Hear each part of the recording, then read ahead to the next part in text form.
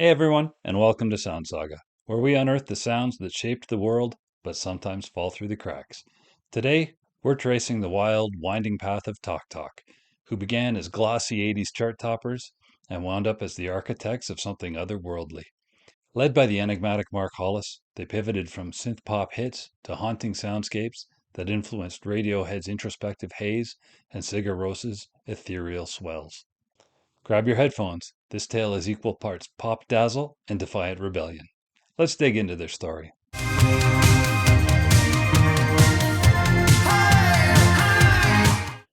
In 1981, London buzzed with post-punk's raw energy cooling into sleeker vibes. Talk Talk emerged from that churn.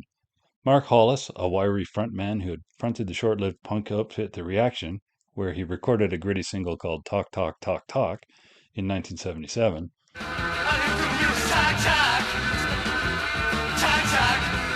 formed the band with drummer Lee Harris and bassist Paul Webb, childhood friends from Essex.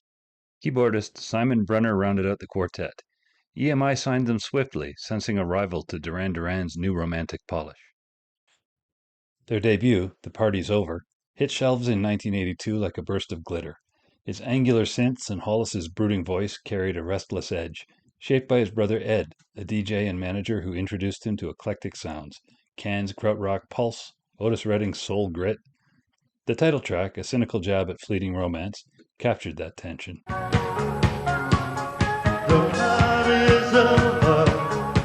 The single Talk Talk climbed to number 23 in the UK. Its repetitive hook, "All you do to me is talk talk," masking Hollis's frustrations with shallow communication.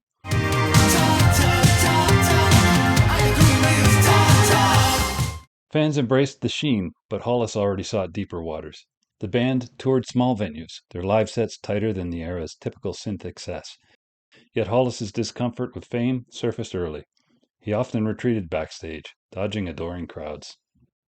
By 1984, Brunner departed, and Tim Freeze-Green joined, not as a member, but as co-writer and producer, a pivotal collaborator. It's My Life arrived, trading some synth claws for jagged guitars and introspective grooves. The title track, with its slinky bass and Hollis's plea for freedom, reached number 46 in the UK, but resonated stronger in Europe, especially Italy.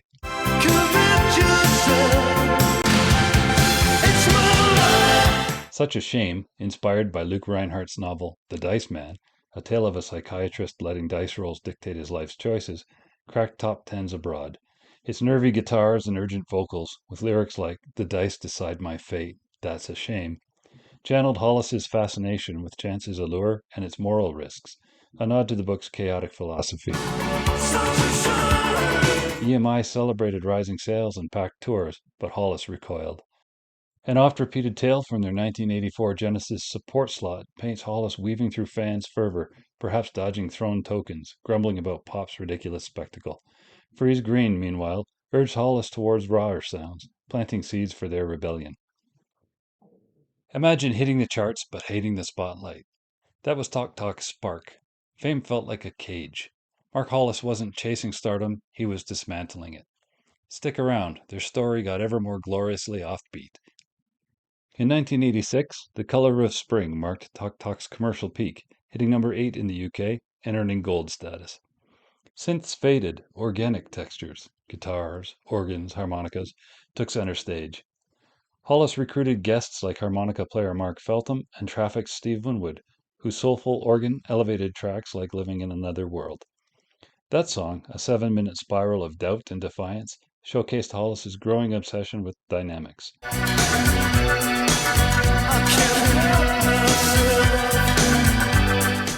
Life's What You Make It soared to number 16. Its hypnotic riff and urgent vocal, a nod to Kate Bush's emotive range and Booker T's groove, hiding existential weight beneath pop appeal. Behind the scenes, Hollis and Freeze-Green recorded in a converted church, chasing textures over formulas. Hollis, inspired by Miles Davis's sparse genius and Debussy's delicate pauses, insisted on silence as a canvas. Before you play 2 notes, learn 1. The band performed at Montreux in 1986, stretching songs into magnificent freeform jazz rock odysseys.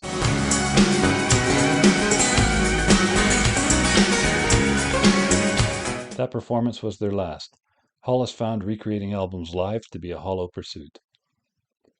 EMI grew nervous as sales dipped post-Montreux. Then came 1988's Spirit of Eden, a radical leap. Recorded over a year in Wessex Studios, a deconsecrated church, Hollis banned label execs, creating in near darkness with candles and incense.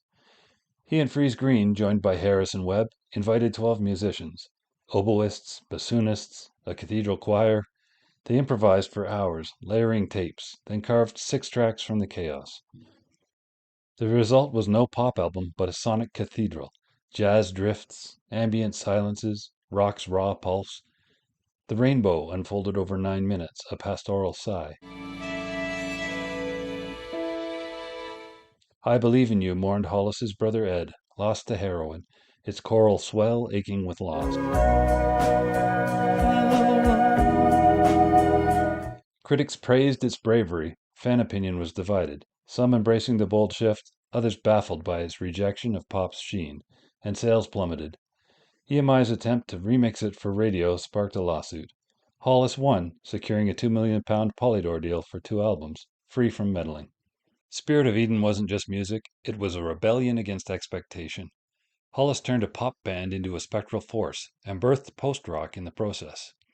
Next, we'll explore their final act and why Mark Hollis disappeared.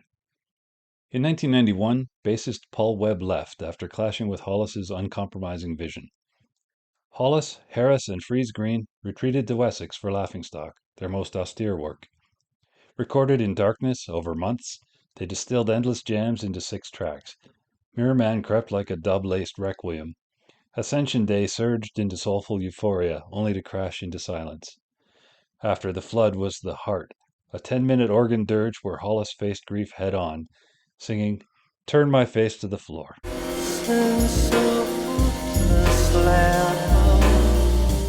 Critics hailed it alongside Slint's Spiderland as post-rock's foundation, blending jazz fractures, ambient voids, and rock's raw pulse. Polydor released it without fanfare. No singles, no tours. Talk Talk quietly disbanded. Hollis resurfaced in 1998 with Mark Hollis. It was a stark solo album of piano, acoustic whispers, and silences, originally intended as a Talk Talk record, tentatively titled Mountains of the Moon. It was his farewell. He retired to Wimbledon with wife Flick and their sons, avoiding interviews. "Silence is the most powerful instrument," he once said.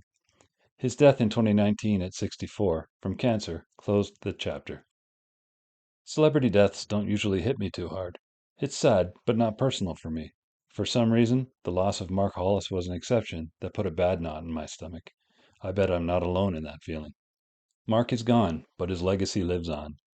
Spirit of Eden and Laughingstock shaped post-rock's blueprint.